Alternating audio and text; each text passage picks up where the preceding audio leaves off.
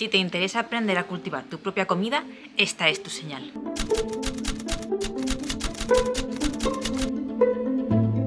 Hola a todos y bienvenidos a Naturaleza Vivida. Mi nombre es Lidia, para quienes no me conocéis, y para quienes sí, gracias por volver. ¡Feliz 2025!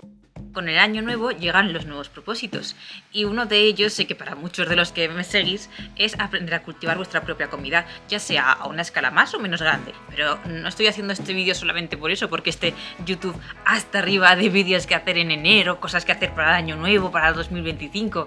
No, también lo estoy haciendo porque invierno es un momento ideal para empezar a preparar tanto la zona de cultivo como tu propio semillero.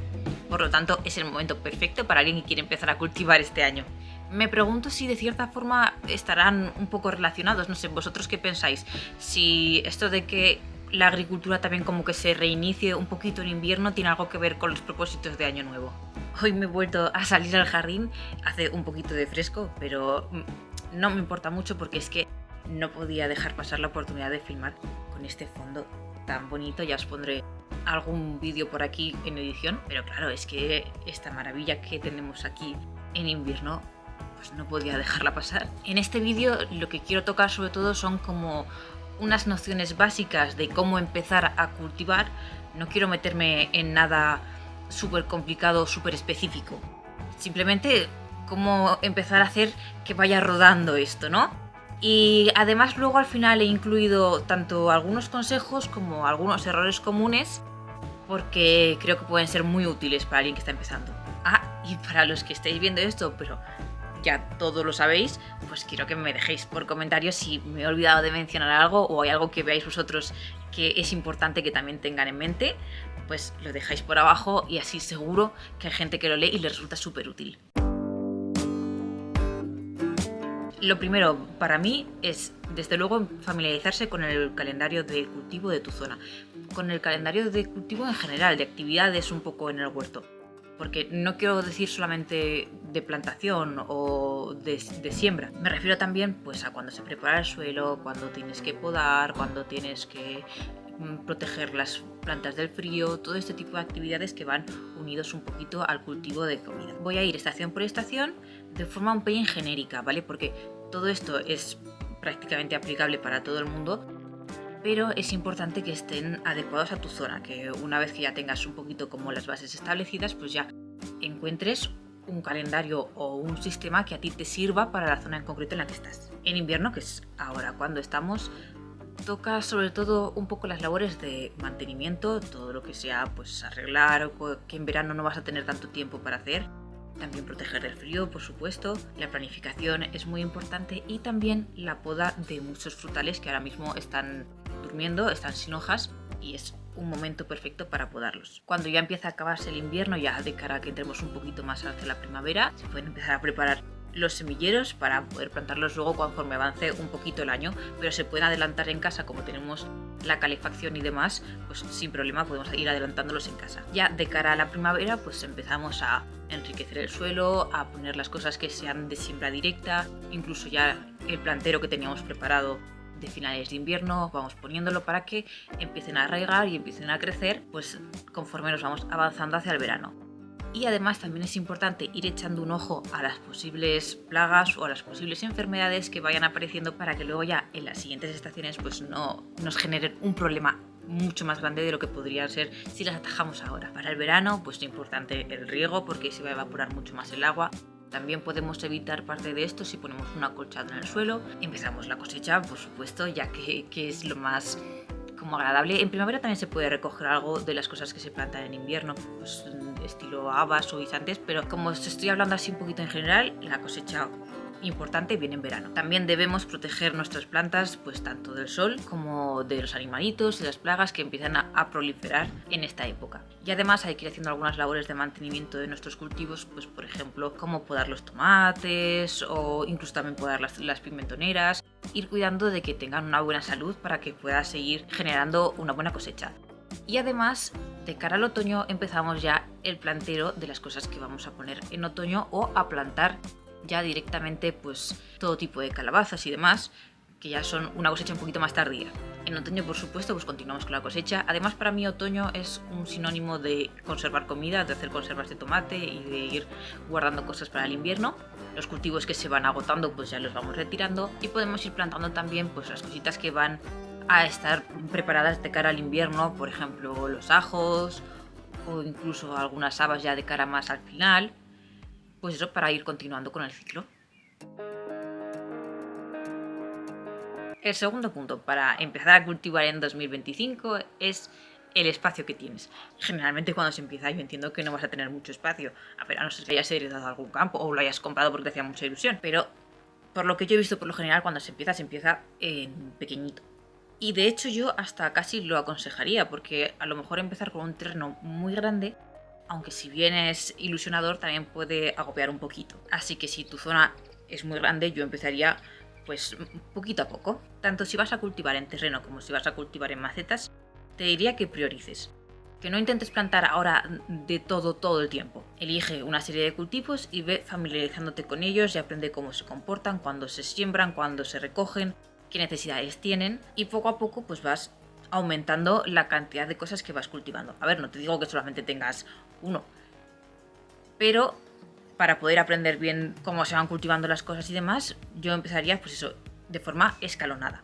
Si tienes poco sitio y te apetece tener una buena cosecha o te parece que no te va a dar mucho de sí, hay varias técnicas que te ayudan a maximizar el espacio. Por ejemplo, combina los cultivos, ve poniendo cultivos mezclados que se ayudan unos a otros, o emplea también el espacio vertical, ya sea pues poniendo por ejemplo macetas en la pared, que te va a multiplicar la zona que tienes disponible para cultivar. ¿Qué plantas empezaría poniendo yo? Pues algunas de las más sencillas son todo lo que sea ensaladas, que les digo yo, pues son la lechuga, la escarola, la espinaca. Todo eso es muy sencillo de cultivar. De hecho, la espinaca, por ejemplo, es de siembra directa. Ni siquiera tienes que preocuparte de comprarlo entero. Los ajos son súper sencillos de tener. Aromáticas también pueden ser muy resultonas, aunque sí que es importante que tengan un buen drenaje. Y por supuesto ya las cosas como los tomates o los pimientos, que eso da mucha alegría al recogerlos. Otro punto a tener en cuenta, y que puede resultar quizás un poco embarroso cuando estás empezando, pero yo creo que es importante, es saber el tipo de suelo que tienes y la calidad que este tiene para poder cultivar. Porque no todos los suelos son iguales. En Instagram tengo un vídeo con una técnica súper sencilla con un bote para saber qué tipo de suelo tienes, más o menos qué composición tienes pues de arcillas, limos y arena, que es súper sencillo, os dejaré el link por la descripción, pero para que os hagáis una idea más o menos la composición ideal del suelo, ideal entre comillas porque cada planta pues necesita un poco algo distinto, pero lo que se suele considerar ideal a la hora de cultivar pues es más o menos un 40% de arena, un 40% de limo y el 20% restante de arcilla. Y luego la materia orgánica pues debería estar entre un 5 y un 10%, incluso un poquito más si va a ser zona de cultivo, sobre todo si lo vas a explotar de forma un poquito intensiva. Si tu suelo tiene más o menos estas características, vamos bien. A ver, no hace falta que sea exacto, pero si estos porcentajes están como muy desnivelados, entonces sí que ya podríamos empezar a tener algunos problemas que se pueden arreglar pues con una enmienda, que es como se le llama, que es añadir. Por ejemplo, si tu suelo es demasiado arcilloso, pues le añadiríamos algo más de arena para que pues drene mejor. Ya digo que estos niveles son un pelín orientativos. Por ejemplo, muchas aromáticas prefieren un suelo con más drenaje que muchas otras plantas que son pues de cultivo más de huerto, que prefieren una tierra pues más rica, más esponjosa, más llena de materia orgánica. Y en la misma línea, también en cosas que aprender de cara a cultivar, está la composición de los abonos y para qué sirve cada una de las cosas. Lo mismo, también puede ser un tema un pelín embarroso, pero una vez que lo coges ya es súper sencillo y te va a valer para entender muchísimo cómo funcionan los diferentes abonos y qué necesita tu planta en cada momento. Los abonos siempre llevan apuntados en ellos su composición de NPK.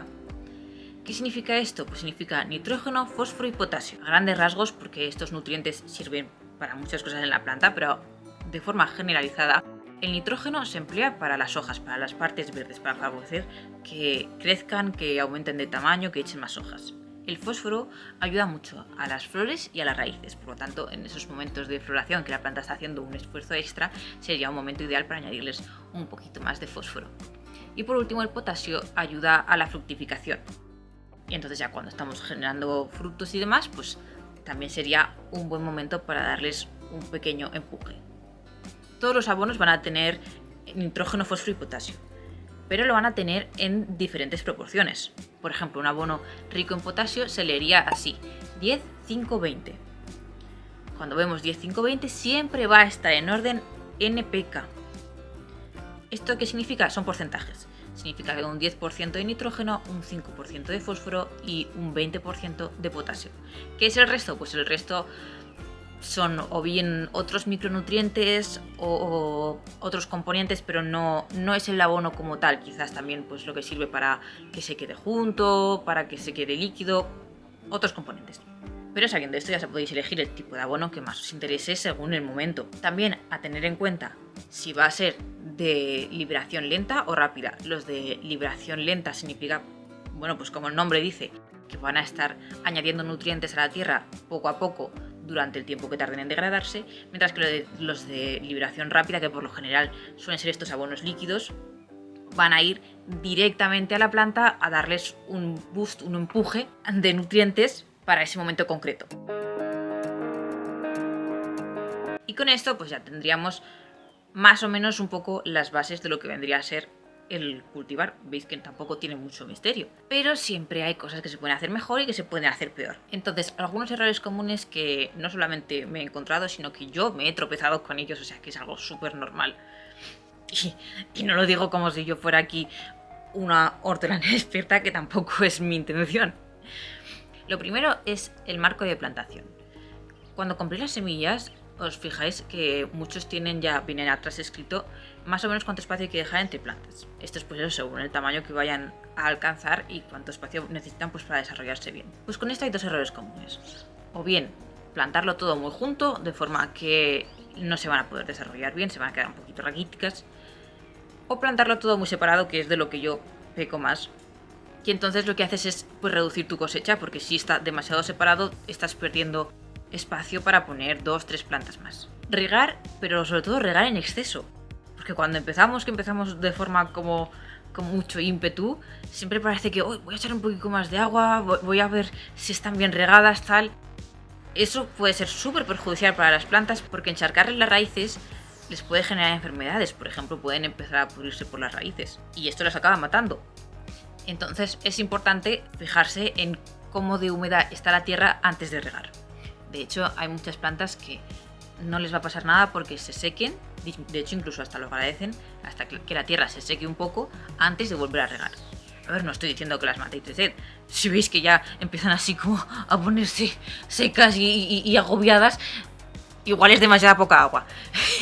Pero sí que es importante que no estén todo el rato muy húmedas. Y por último, otro error súper común es no elegir unas plantas que estén adecuadas a tu zona de cultivo.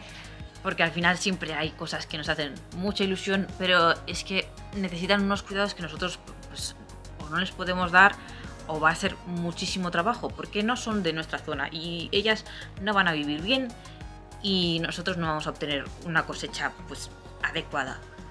Sobre todo cuando se está empezando, yo creo que lo mejor es ajustarse a no solamente plantas, sino incluso a variedades, a poder ser que sean de la zona. Porque vas a tener unos resultados que van a ser mucho mejores. Pero si cometéis estos errores, no os preocupéis, porque es que los errores son normales y son aprendizaje. Es como vamos aprendiendo, probando una cosa, probando otra, a ver qué funciona, porque al final esto puede llegar a ser algo como tan que depende tanto no solamente de tu zona, de tu suelo, también depende mucho de tu mano y de cómo tú seas.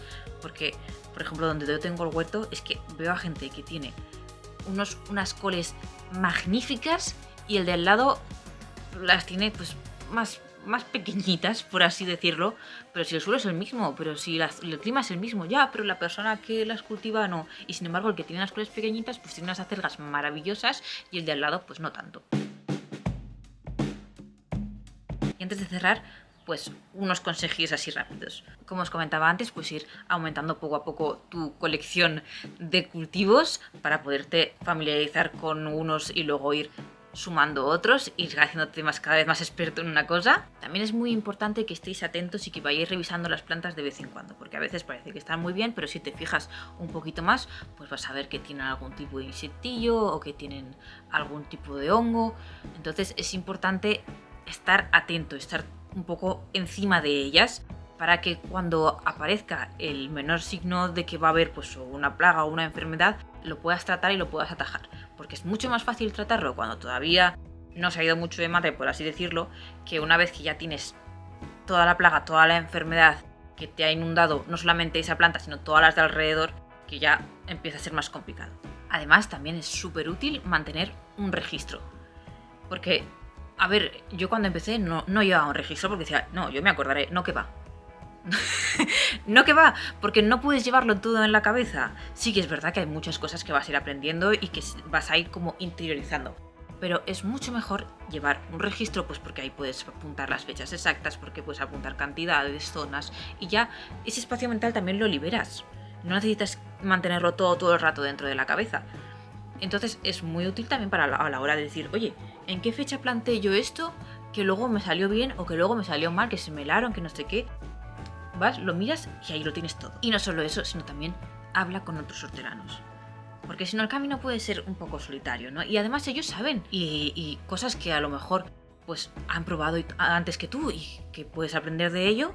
Y les preguntas y ya no tienes que experimentarlo tú. O al revés, cosas que tú ya sabes, pues se lo puedes ir comentando y entonces ya pues hacéis un poco más de comunidad y compartís el conocimiento, que al final es una forma también de aprender. Y sobre todo, disfruta del proceso. Ve andando, ve haciendo, pero no te agobies, porque de verdad que no es importante hacerlo todo el primer año. Lo importante es que lo disfrutes, porque cultivar tu propia comida no es solamente una forma de, no sé, alimentarte mejor o de saber lo que estás comiendo. Para mí también es una forma muy bonita de conectar con la naturaleza. Hay muchas razones por las que la gente cada vez se anima más a cultivar sus propios alimentos, pues ya sea bien porque se ahorra dinero, porque sabes exactamente de dónde viene, porque es más ecológico, porque lo tienes más cerca de casa, está más fresco, pero además es que para mí el proceso en sí es muy bonito y me apetecía hacer este vídeo para que más gente se anime. Y esto sería todo lo que tengo por hoy. Espero que os haya gustado el vídeo. Dejadme por abajo en comentarios si este es el año que empecéis a cultivar, o si ya tenéis un huerto, pues decidme cuál sería vuestro consejo para los que están empezando ahora. Si te ha gustado el vídeo, pues dale a me gusta, que ayuda un montón a mi canal, y aún mucho más si también le das a suscribir si quieres ver más contenido como este, y nos veremos en el próximo vídeo.